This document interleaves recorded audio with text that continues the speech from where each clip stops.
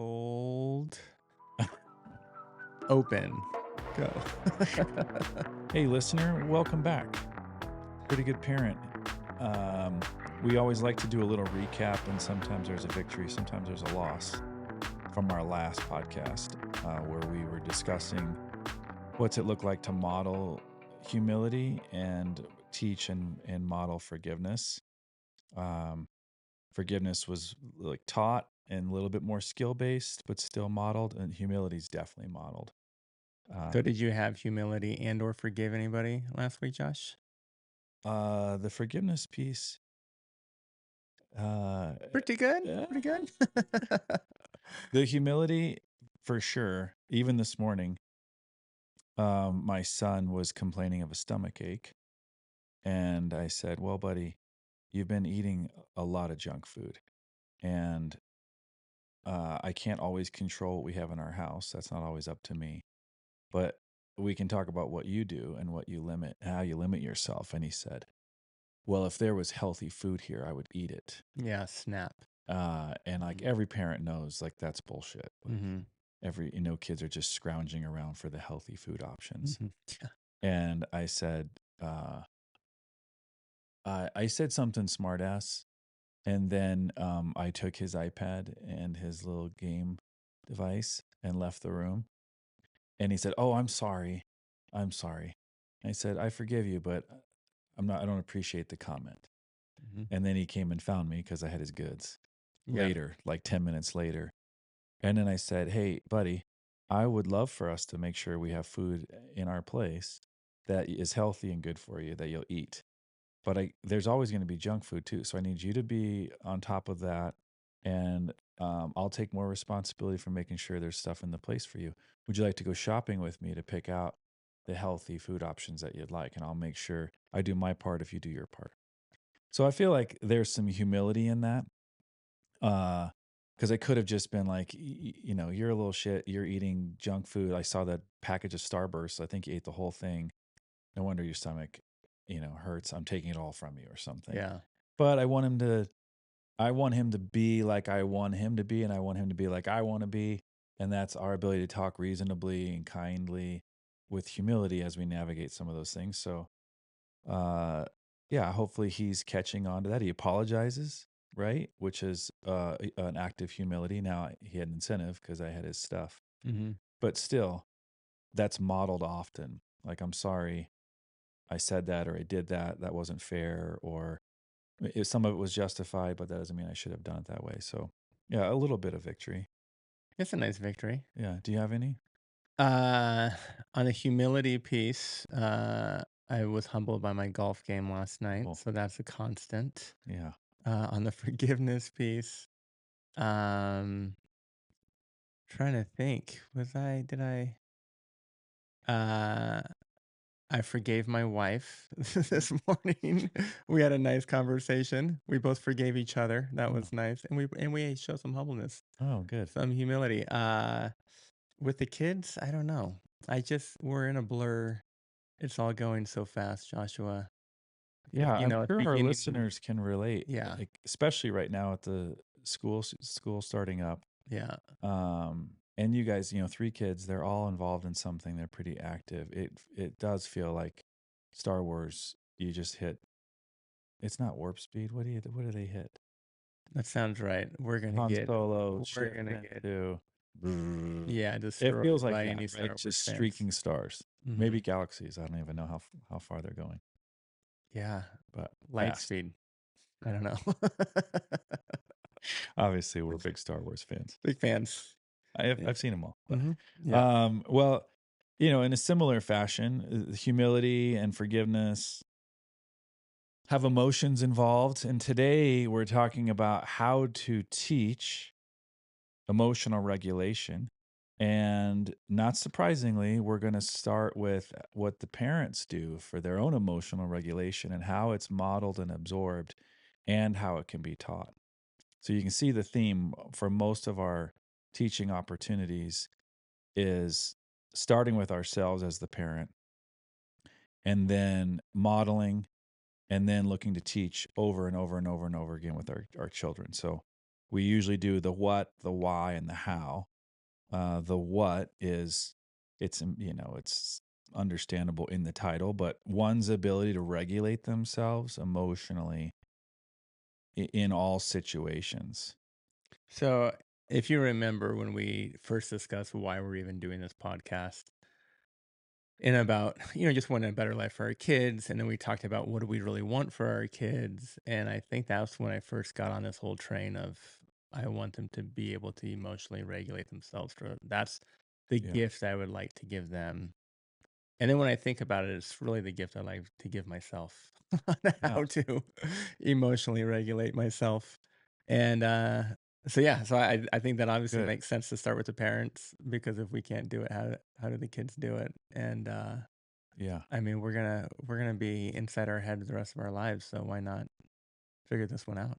Yeah. Thankfully, our kids absorb a lot of other lessons from other influences, other people, good and bad, but probably none more than their parents. And so, yeah, starting with ourselves as we are gifting or cursing our kids with how we do life often, Hmm. how we drive in traffic, how we handle a tough day, how we handle our sports team losing, our golf game sucking, and our victories.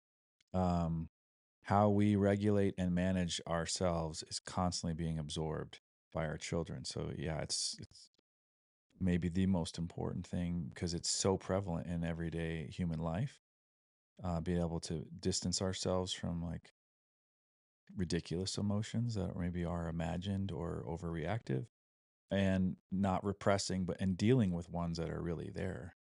You Hmm. know, so it's huge. The why kind of alluded to it already, but our lives, our relationships, our health, and as a result, like the entire world that we live in, are better places and are better off when we have control of our emotions. Now, some of these words, oftentimes words are incomplete in terms of capturing the idea. It's not that we have total control of our emotions. It's that we have m- we'll use the word control, but it's that seems so black and white. Hmm. But we have control of how emotions manifest. Okay. On the inside, we don't always have control of what's happening, like what we thought or how we feel. We don't always have control of that. In fact, we oftentimes don't. The control is how do we express it and how do we deal with it and how do it manifests. Hmm.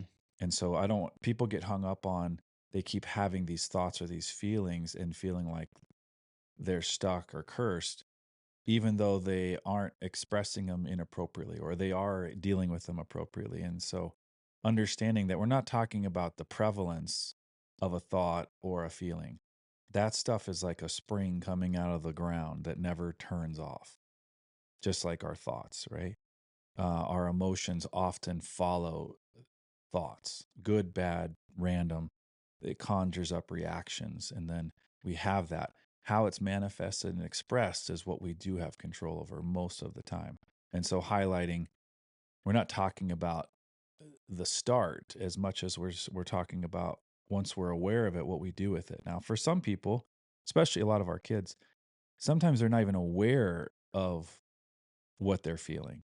And so, we'll transition into some of the how. A major part of the how to emotionally regulate is learning to be more aware of what we are thinking and feeling so that we're not just expressing and reacting. Now, if you're at a football game and your team scores, you jump up and down, like that's appropriate. You don't need to like figure out, like, well, hold on, what am I feeling? Oh, I'm excited because this guy just caught a touchdown and now I'm going to jump. And you just do it. Hmm. And your team fumbles the ball, you're not thinking like, "Oh, well, now I'm feeling disappointment, and I'm going to express my disappointment by saying you suck, running back." Yeah. You just yell or boo or get sad, right? Not everything needs to be analyzed and processed, but when you and I are in a relationship, and I have something serious going on, and it's starting to manifest and come out and affect you or affect our time, I need to take responsibility of that and be aware of that because it could hurt you or us unnecessarily Hmm. and cause some damage. and in our homes and our relationships in school and work, our ability to know what we're thinking and feeling and how it's being expressed is really important. So let me do the how kind of outline, and then we'll go into each of these. Is that all right? Yep. Uh, so it starts with intention, and that is more of like a manifesto or a kind of a mantra that we have, like kind of like you said. I want to gift my kids the skill of emotional regulation, which starts with me. And so it starts with each of us as parents taking responsibility for like what are we trying to to live out, and as a result teach our children in terms of how we handle our emotions. Pick a mantra, pick a target. I want to be calm, supportive, kind. I want to be, in control. I want to be mindful. Few parents would say, I want to be, unregulated and reactive. Right. That's weird to pick those out. To say, I want to be in control, I want to be regulated, is starts with that intention. The second major part is the knowledge of like, well, what's happening inside of me? Generally, what's the process? And for most people, it's an experience or it's a thought, and they can swap places sometimes.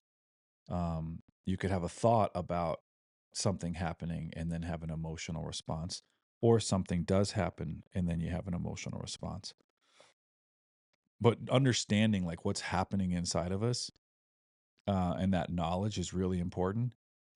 Knowing our triggers, knowing the different situations that are likely to put us into a reactive place, and then understanding and exploring game plans and resetting kind of tools for those triggers.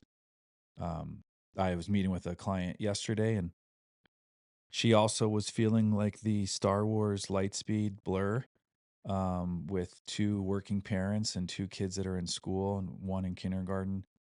And she was just talking about what a nightmare after school has been. And I said, "Oh, what does that mean? What's a nightmare look like?" And she shared how her daughter is doing great in school, keeps it together. And then as soon as she gets home, it just blows up. And I said, "Oh, well, that sounds pretty normal. It sounds like she's worked really hard to stay within the lines at school and not be inappropriate. There's more social pressure at school. She doesn't want to look like the freak who's like throwing a fit. So she keeps it together. But then the second she gets home and she doesn't have to worry about anyone judging her, she's going to let it all out, all that tension out. Now, that tension looks like inappropriate, disrespectful, unregulated behavior. It could just be just tension from being someone that's not natural all day and then needing to release that. So we talked about how normal it is for her daughter to need to be able to regulate. And so the knowledge part of that is, well, is she hungry? Is she thirsty? So if you're going to pick her up, we covered this one the other day when we did back to school. Mm-hmm. Snacks in the car, something to drink. Don't ask questions that historically have poked. Give them space, like give them some time to kind of check in, and give yourself some time to figure out where they're at. If it's not obvious they want to talk, don't push it. So this transition ritual that sometimes adults need from work to home, kids need from school to like home life. And so exploring what are the trigger points for her daughter, how does it manifest, and then we start to explore, is there a safe place in the house that she likes to go to when she's upset? Does she like to be outside? Is she going to climb a tree, throw a ball, go read, go to a dark room? Does she need to scream into a pillow? Does she need to talk it out? Every kid's a little different. But sitting down with her daughter outside of one of those moments, maybe on the weekend, and game planning and exploring, are there places in our house or that we can go or that you can go when you're feeling that tension from your day that will help you. Now, the teaching part of this is connecting the dots of what her daughter was feeling and what her daughter is doing. And that emotional regulation starts with that awareness of, oh, I'm feeling angry. Well, how do you know you're feeling angry? Well, my fists start to clench, Mm-hmm. or my shoulders get bowed back, or I feel a tension in my jaw. or I can't think clearly, or I start to like talk loudly or yell, or I shut down. Everyone has different telltale signs and symptoms of that. But the awareness part of that, which is next, is understanding how that starts to stir up inside of us. And we teach that in our kids and we model it by checking it and catching it ourselves. So for us to, for this client to see her daughter is like, oh, I can see she's starting to like clench, and she's starting to get tight. And, the mom's thinking, oh shit, like here we go. This volcano's about to explode. Mhm. But if there's a plan that says, oh, I see your body is starting to do its thing. Okay, there's no judgment, there's no threat, there's no criticism, because that creates more tension in the person who's already feeling tension. We want to release, we want to de-escalate. And so that's another just form of emotional regulation is I see your body doing that thing. Can I get you something? Do you not too many questions, but just enough to like help this child connect the dots.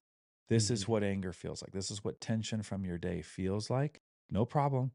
Let's just make sure we access some of the things that we've talked about that have helped you like release it in a way that doesn't offend anyone or get you in trouble. Mhm. So real quick, like, I guess your first example, like, I mean, I see this all the time with my own kids as far as there's a pattern, right? As far as the whole day, for example, school, not having snacks or not maybe not enough to eat at school, pressures at school, other kids, et cetera, come down, come home and then need to blow off steam and right? So you have this sort of long, drawn out process. Um, and so I think that's obviously great to understand that and be like, okay, what are the triggers and what can we do to avoid that? But I feel like what about the times when you can work through those and get better game plans and better process, if you will. But then there's not always time for process or times for things, right? So Yeah. when now it's maybe you got that routine dialed and now you move off to the weekend and there's a different thing that happens, right? Yeah. And now all of a sudden they're emotionally triggered and something like that. And maybe they're in a car or somewhere and you don't have time. So what do you kind of do in those situations where it's like a last minute, like something that you don't have time to plan for, or you didn't have enough history Yeah. of this, specific event to pre-plan for it or Yeah. be be ready for it. Yeah. So I look at it almost like a toolkit that a parent has like on them all the time. Like when Mhm. we had little ones, we always had that damn diaper bag or a backpack, right? Right. Full of Right. a million different things. And now it's like we need the same kind of repertoire, but it's not a backpack, it's in our mind. And it's like, Right. how do we regulate? How do we help our kids handle life appropriately? And so you're in the car, you're on the way to a game, and so starts throwing a fit. Our natural tendency is to try to corral it and control it and stomp it out, right? Direct it and make it go away. It depends. Some kids will respond to that and shut it down, not necessarily healthy, but and other kids will react even worse to that. Mhm. Okay? I look at it like it's a matter of energy that needs to be released and redirected. So if it's a volcano that has to blow, you don't put the top on the volcano. Right. You figure out what's an appropriate release for this volcano. Can we go drill a hole and have this like outflow, this lava pour out in a way that doesn't damage anyone or damages people less over here? So you're in the car and the skill set is I can see that so and so is upset. I can hear it or I can feel it or both. Okay. You don't always have the time, but if you have enough time, let's say you have a 10-minute drive and they're freaking out. Okay. You want to validate their experience because for them to feel like someone understands them feels good. It doesn't solve the problem, but it is like kind of massaging their like emotional reaction. Hey, it's I can so what's a trigger that would likely escalate one of your kids in the car? Uh, yeah, so I mean, I would say 2 of them sitting next to each other, right? That, like, we'll just call them out, the older and the younger, right? The Okay. middle child is usually the peacekeeper, like Okay. kind of pretty standard typically, right? So if those two happen to be sitting next to each other, then they're pushing buttons. Typically, I would say, you know, I don't want to pick on my daughter, but to her credit, she often gets drugged to things she doesn't want to do, right? Like the boys' events and things like that. So she's kind of, why am I doing this? Why am I in this car? Things like Yeah. that. So then all of a sudden, it's you turn around and tempers are hot. Yeah. Okay. So if you have time, let's say you got a few minutes, Hmm. we're teaching emotional regulation. And the first part is we're bringing awareness to what people are feeling. Okay. Not a paragraph comment, but hey, I can tell Carly you're feeling upset. And it looks like Tyler and or Judd, you're feeling it as well. Hmm. And they're like, well, yeah, because so and so and so, blah, blah, blah, blah, you know. Uh, one idea is you say, all right, well, let's do a quick, like, maybe can we just do a quick body scan? I'm interested. Like, where is the anger right now in your body? Because is it in your shoulders? Is it in your fists? Is it in do you notice in your breathing? Like, if we had to hit pause right now and, and freeze, how would someone detect you were feeling upset? Hmm. That makes them shift their focus from I'm pissed at so and so to what's going on in my body. Right. Now, some kids will participate in that, some won't. Okay. Let's say they don't. Another way to do it is say, hey, it's normal to be frustrated, especially with your siblings in tight quarters. I get it, guys. We're all in this together.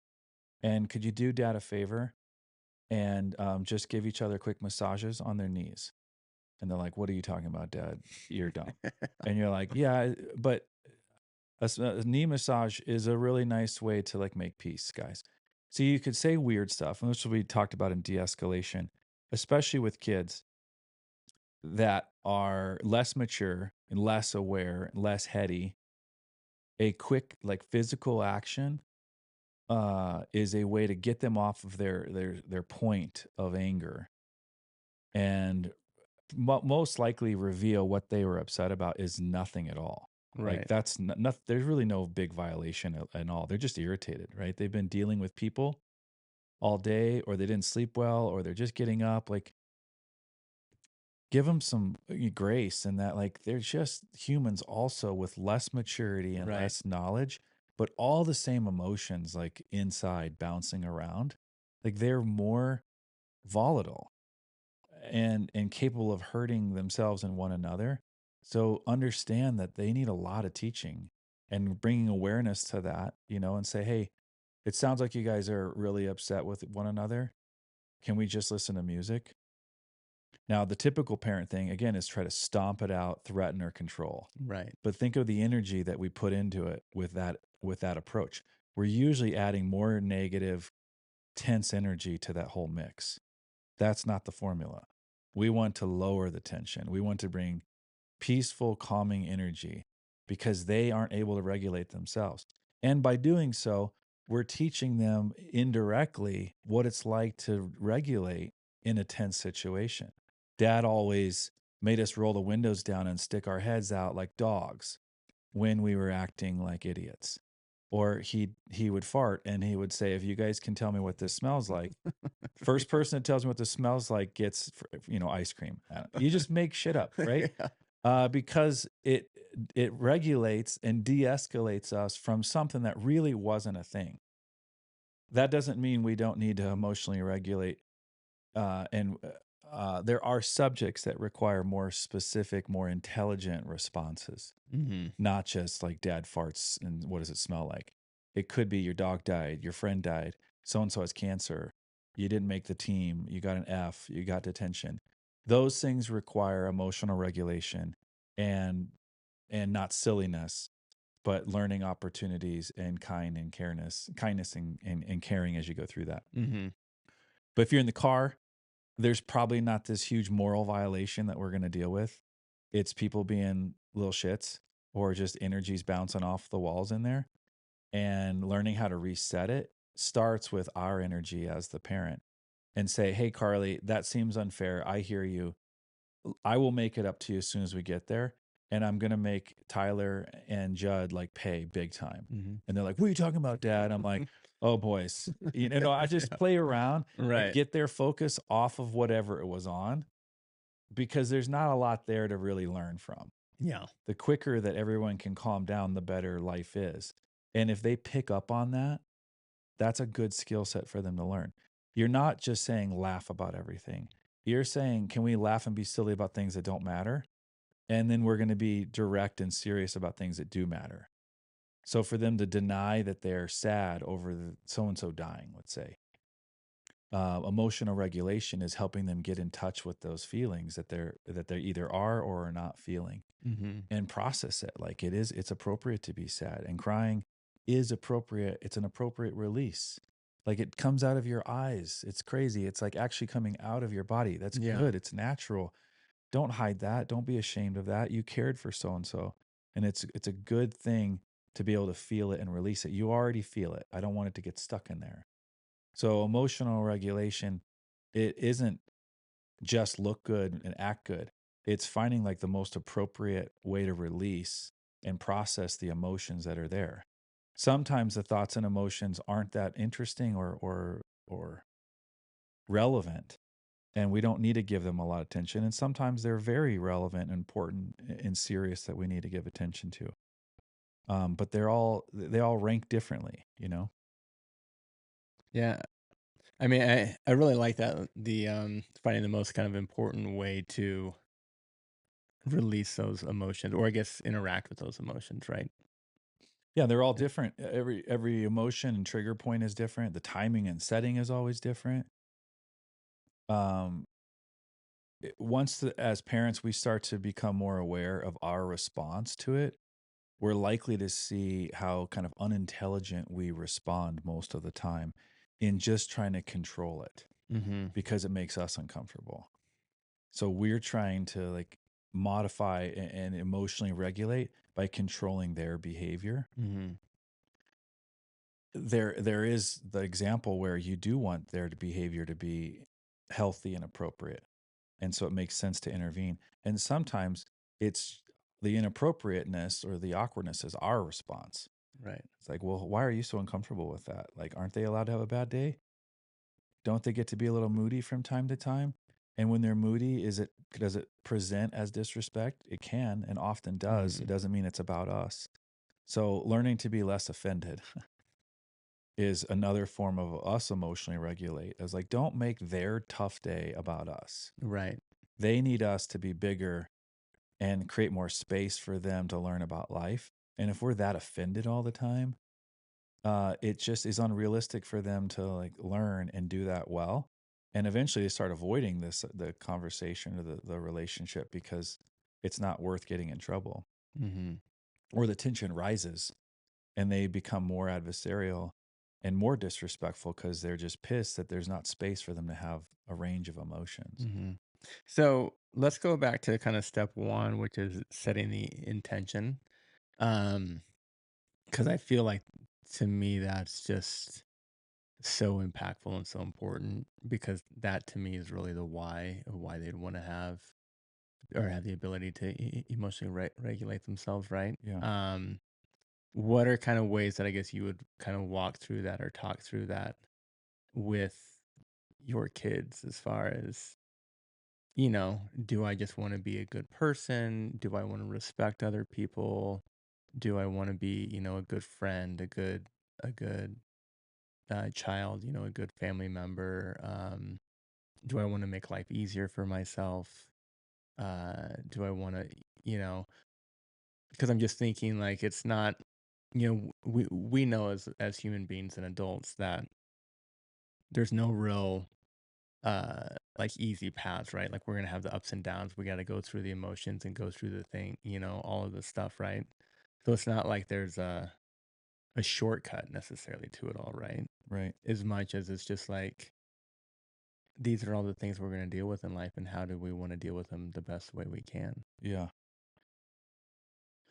We're likely to lose our kids in the conversation if we make it too heavy and too Yeah. big. The sweet spot is age appropriate and time length appropriate. So, for example, my 12-year-old son, if I talked, let's say, for a minute, more than a minute, um, I'm likely to lose him, or I'm likely to conjure up multiple subjects and it not be clear what I'm asking or wanting from him. So Mhm. the key is to target, hey, we're going to this thing tomorrow morning. Historically, that's been kind of like stressful or tense. I'm just wondering if there's like an area of focus that you have, like one intention that you can set that I can be supportive of. And I'm going to do the same. In fact, here's mine for tomorrow morning, that I'm helpful and patient, even if we're running behind, you know? Simple and specific intentionality. Um, and, uh, and the key is for them to own something. I'm going to Mhm. be, I want to try. Great. Let's do that.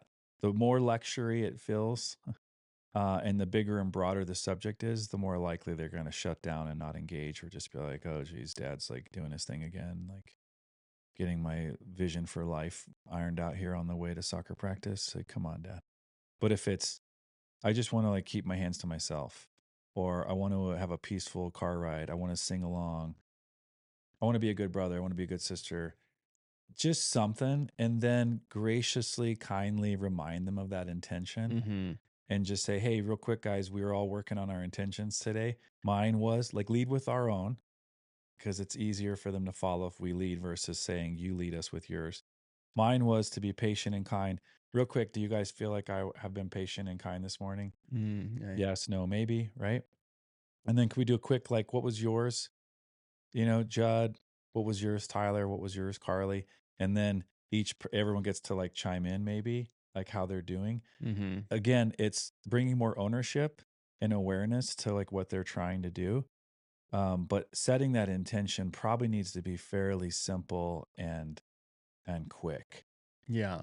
Almost at any age, just because it's not a fun topic and most people aren't going to be that interested in it, but they'd benefit from it. So, Every hey, car ride now, I'm like, yeah, it's gonna be, "Hey, what's the set well, we intention? got Here intention we time, go." guys, before we get out of here.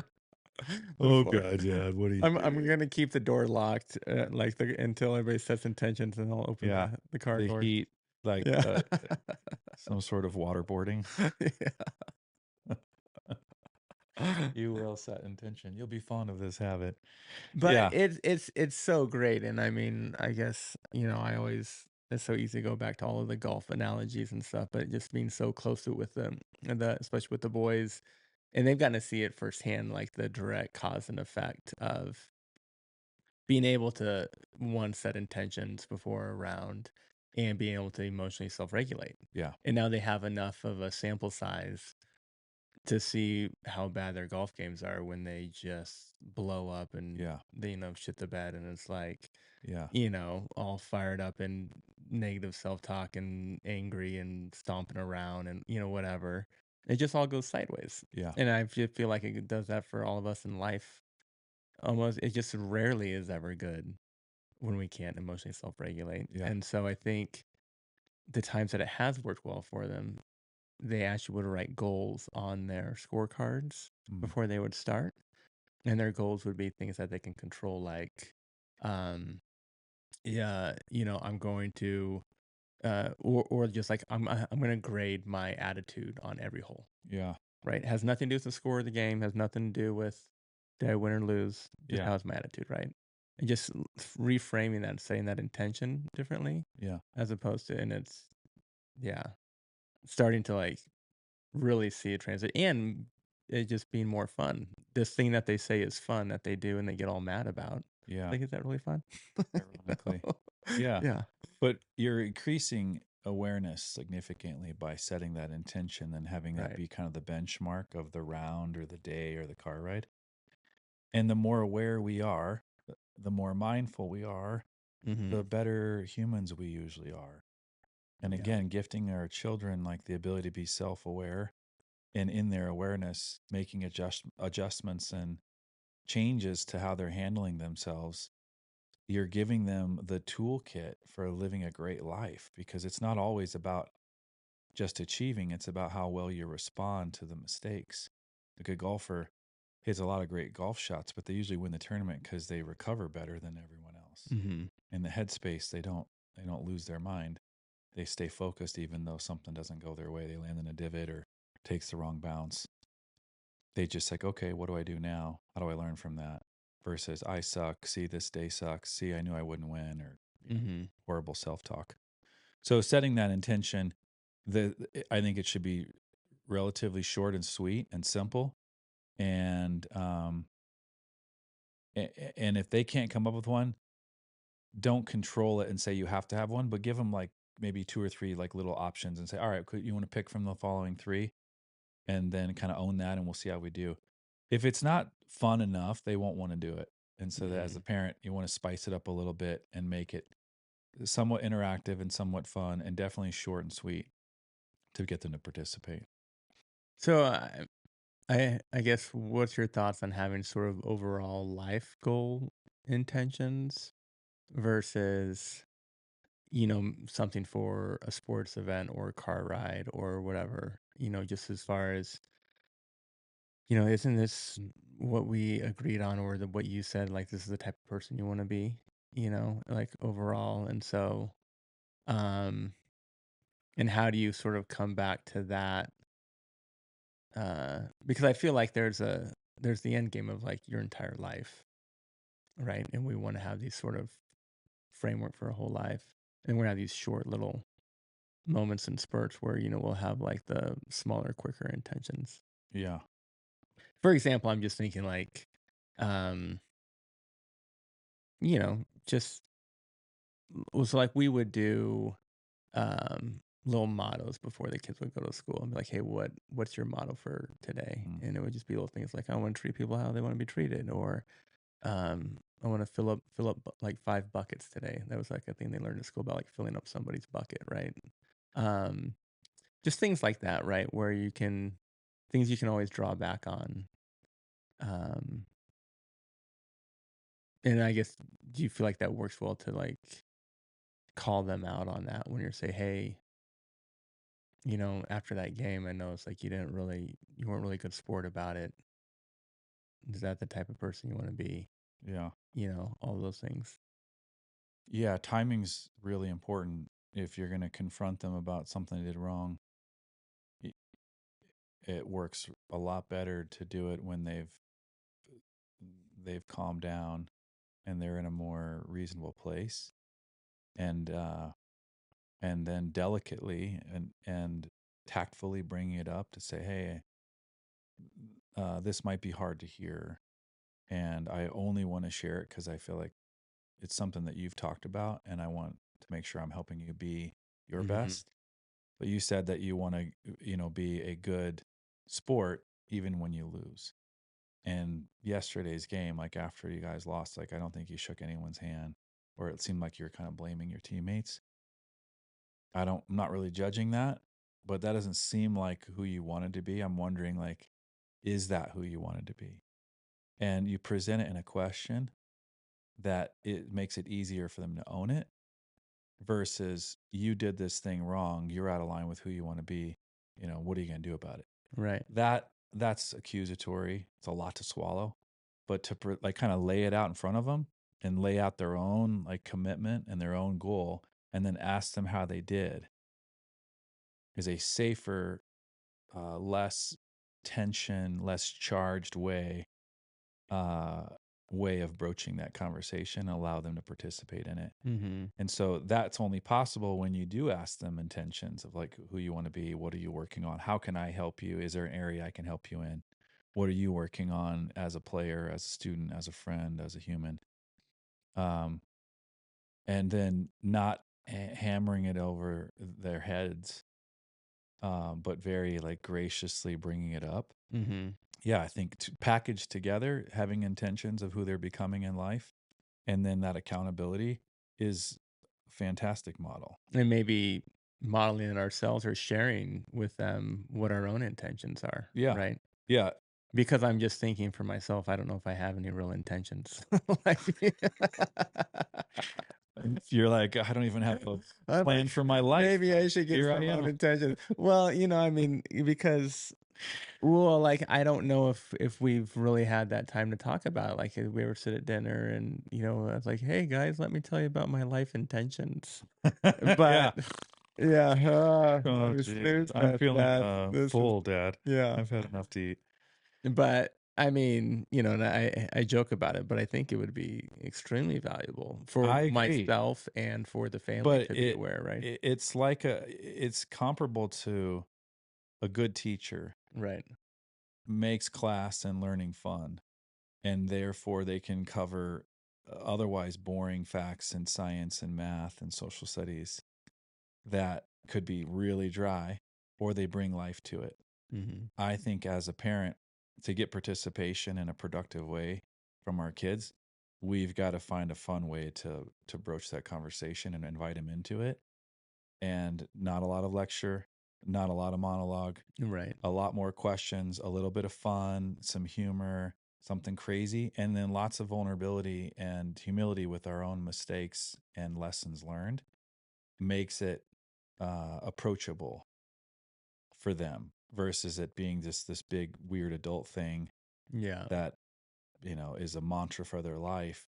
uh Making it relatable and approachable is really important. So again, short and specific, uh probably has a little humor, has some levity to it, and has some humility to it.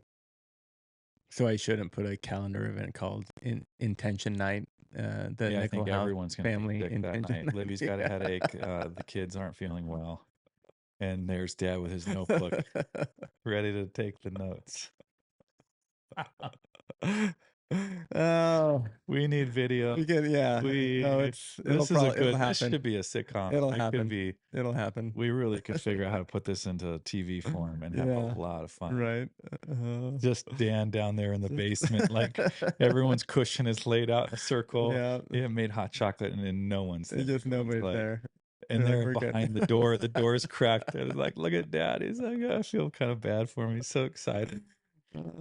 But They it's have a like that's the planner last out. thing I want to do is set intentions for my life Yeah. tonight. Yeah. Snapping my friends.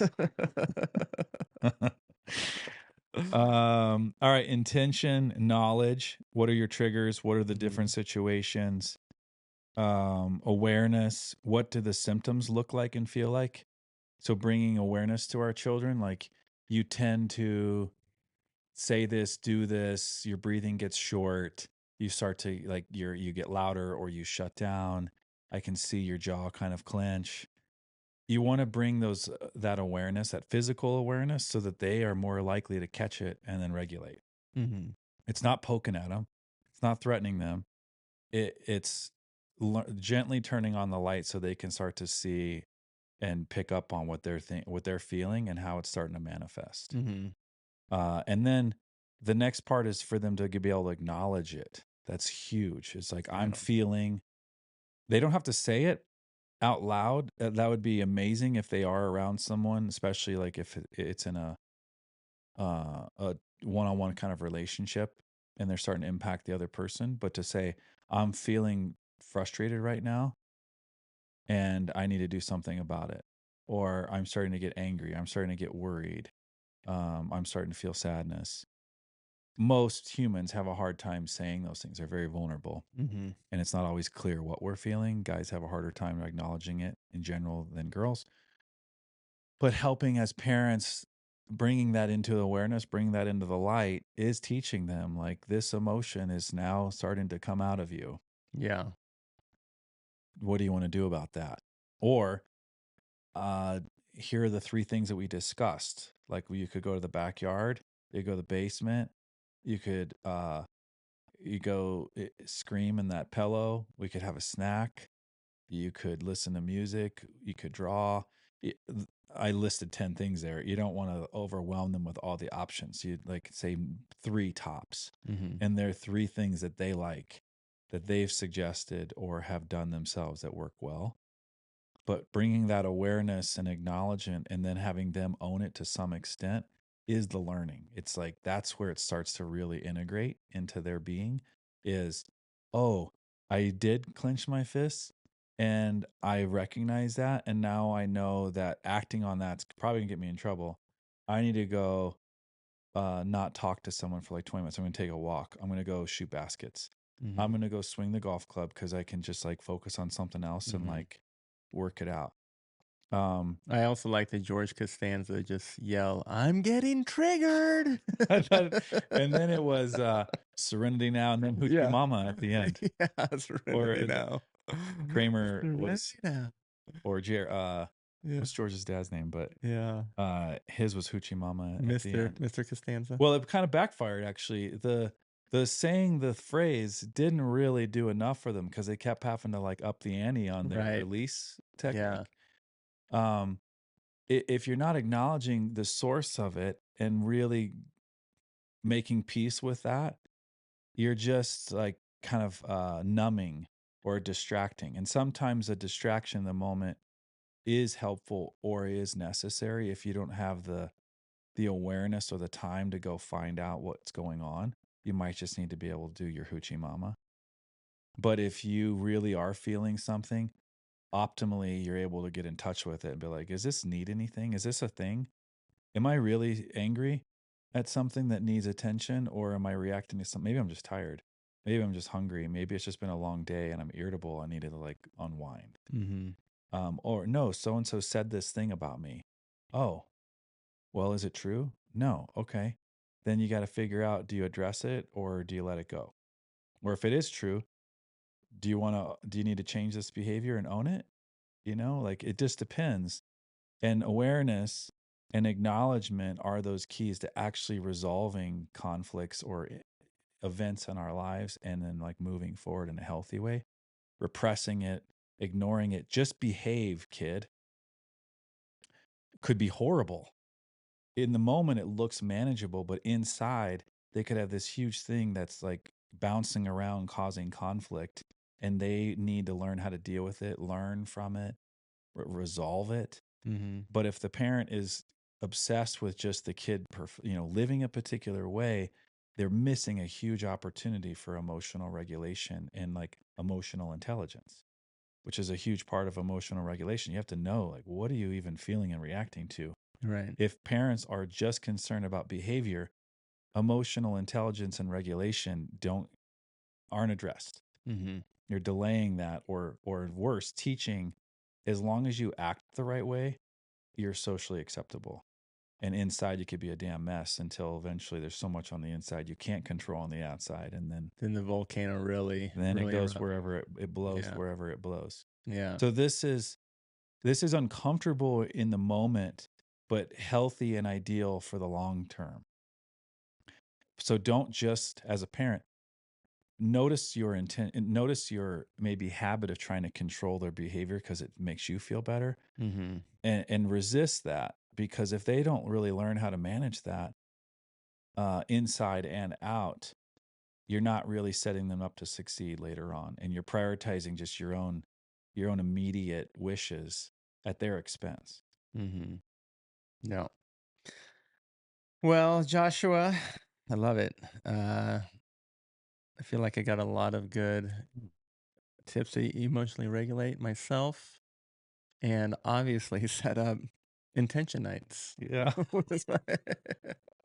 Little That's like the little Yeah. But all right. So family. just to recap real quick, some quick tips on how to emotionally regulate, right? So, one was to set intentions. Much as Yeah. I'm joking about it, right? But I really did love that.